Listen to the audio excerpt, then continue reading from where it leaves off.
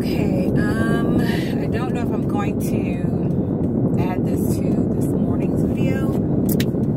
So, good morning, good afternoon, good evening. Whenever you're watching this, I appreciate you.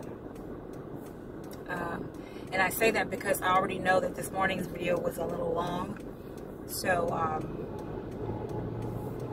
depending on how I edit it, if I edit it, will determine whether I add this to it or not. But so it is Wednesday, the day before my surgery, and I just left work finally. My husband called me already, like, where are you? And well, I don't have that, we do. And you don't have that. Why did you just do that? I explained to him that I was still at work trying to get the last of my stuff done that I needed to do. So there's no question about what needed to be done. And then the stuff that I didn't have to do, I made sure to pass it on to the young lady that's going to be sitting at my desk until I come back. And thankfully she was hired 3 weeks ago, so I've had a good opportunity to get her trained as best as possible. She doesn't know all of the nuances of what I do or the systems that I use, but she has a good grasp on them. So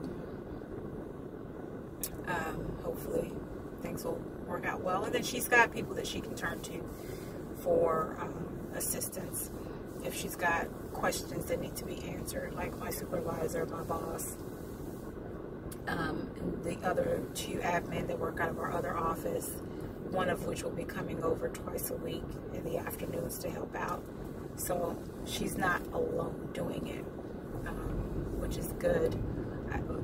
She's already gotten a taste of, which I'm glad that she did, but she's already gotten a taste of how busy our phones are on a daily basis. And you go right ahead, sweetie. How busy our phones are on a daily basis and how the phones interrupt, you know, our daily work. Because they do. And this is one of the reasons why I told my supervisor and also told my boss, you know, these phones get crazy and it makes it difficult to do the daily work efficiently because the phones get so crazy. And I mean, I understand how important it is for me to get this work done, but if I'm constantly answering the phones, if I'm constantly being interrupted by the phones, I can't get it done the way it needs to be done. So we need help. And he finally agreed to it, and our CFO finally agreed to it, because of course the CFO has to agree to the salary. That was the issue. The CFO didn't want to agree to the salary, and they both finally came to terms with it because, well, they didn't have a choice. They hired another admin at our other office because of how busy that office is, and that office is nowhere near as busy as our office is. So if you can justify hiring another admin for that office, then you must hire one for the office that we're in, which is busier than your office. So they did that. They didn't have a choice, and thankfully she gets it, and she takes notes like I do. She takes a lot of notes, but her downfall is that she has yet to organize those notes. So, will you come on? Thank you, Father. She's yet to organize those notes, so she has a hard time going back to them, which I totally understand because I had done the same thing when I first got there. I take a lot of notes. I write everything down that I need to write down, that I think I need to write down. that they tell me to write down, and then I had a hard time referring back to them when I needed to. So I had to end up typing them up and making a cheat sheet for myself. And once I did that, in addition to, you know, repetition, once I did that, it was so much easier for me to get my job done. As far as any questions I may have had, I don't have to keep asking the question because I've got my notes to go back to. So I told her she needs to do that, and she said, yeah, and I'm gonna do it, and she hasn't yet. So hopefully she gets it done so she can go back to those notes instead of asking the same question over and over again, because after a while no one wants to have to repeat themselves numerous times. So yeah, so surgery's tomorrow, and I'm looking forward to it being done and over with.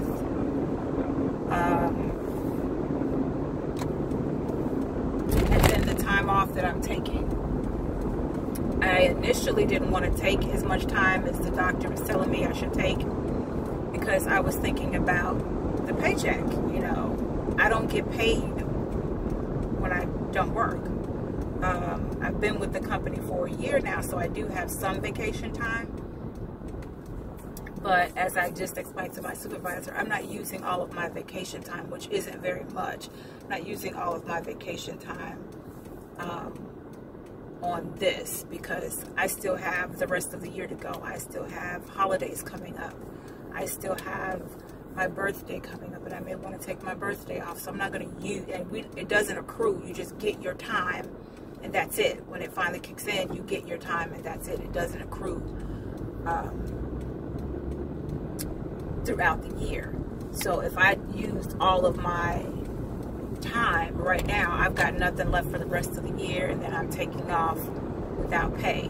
Whereas this way, my doctor wants me out for 4 weeks, but that really just depends on how I progress after the surgery. And when I go back for my post-op appointment, she may tell me, okay, you can go back to work Monday, because my post-op appointment is in the middle of the week. She may say I can go back to work that following Monday, which at that point means I've only missed two weeks of work versus 4 weeks of work. But I say all that to say that initially I was upset that, you know, I was going to miss that time if I took the whole 4 weeks, so she made me take the whole 4 weeks. But I started looking forward to the things that I could get accomplished in that 4 weeks. I could edit videos and get them uploaded like I've been saying for the last few weeks, and just haven't had the time to do it. And then get myself in a routine so that it gets done. I can go through, I'm a paper hoarder. Hi, my name is Jay. I hoard paper. I'm a paper hoarder, and I've got a ton of paper that I need to go through so that I can get rid of it. The good thing is I've already gone through quite a bit. I've already started organizing the bills so that they can be consolidated. And when I come back to work, I'll have a nice little stash to shred, because I don't have a shredder here. I left my shredder in Chicago. I left a lot of stuff in Chicago. My shredder being one of them. And so I have to take my stuff to work to get it shredded. So I'll have a nice little stack of papers to shred when I go back to work. And I'm excited about that. And I can just relax. I have so many things that I need to take care of, and I want to do those. I want to be able to take care of those things. I want to be able to relax and do the things that I want to do in the 4 weeks that I have off, if she makes me stay off the whole 4 weeks. The first time that I had surgery earlier this year, and the first time I was sick before the surgery, I didn't do a whole lot of the things that I wanted to do because I was concentrating on getting better. So my mind wasn't on getting other tasks completed. I did, as I've said in previous post videos, but for those who don't know, I got deathly ill. And when I say deathly, I mean just that. The illness could have literally killed me if it had not been caught in time. I got deathly ill at the beginning of the year. Thought it was the flu, found out that it wasn't, and had to be put in the hospital for a week. I was on IV meds for 4 weeks total, and then we thought everything was good. Found out that it wasn't. I had to have emergency surgery and was in the hospital for another week and was put on antibiotics again for 4 weeks. So during that time, I was not at all thinking about doing the things that I want to do. I was thinking about doing the things that I need to do, like getting myself back to health. So with this one, I'm looking forward to it because, one, it was a planned thing. It was a planned surgery, whereas before it was not. We had talked about doing this surgery, and we were planning on doing it in May this month. We had not set a date yet, and then before we could get it set, I ended up having to have emergency surgery. So we never got a chance to set the date, and when I went back for my follow-up after the surgery, that surgeon explained that what he intended to do with the emergency surgery, he did not complete. So he referred me to another surgeon, and that is the surgeon that's going to do the procedure tomorrow. So yeah, I'm excited. I've been on liquids since 9 o'clock. They call it bowel prep. Clear liquids, like chicken broth, clear. Water, clear. I had my egg wrap this morning. I didn't want cereal. I wanted something more filling and with more protein. So I had an egg wrap this morning. And then I had to have that before 9, which wasn't an issue for me because I eat before 9 anyway, because I have to be at work at 7. So I had that before 9, and I've been on water and drinking water ever since. And then about 10, I had an apple, which was okay. I was okay to eat that. It was a green apple. And then for lunch, I had some chicken broth. I had 2 cups of chicken broth. And I've been drinking water throughout the day. And I remembered that I had some green grapes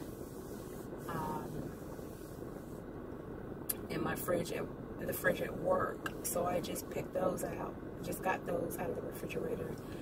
And that's what I'll have for dinner, along with more water. But the good thing is I made it through the day. I've made it through the day, and before you know it, it'll be tomorrow, and the surgery will happen, and they'll likely put me on light foods after the surgery, and then I'll be able to eat like a normal person after that. So yeah, all right, so we're sitting at almost 15 minutes. We're at 14:30, and I'm sitting in my complex. I need to get to the mailbox and get in my house. So that's what I'm about to do. With that, peace and blessings. Remember to walk in your purpose, and remember that I appreciate you. See you next time.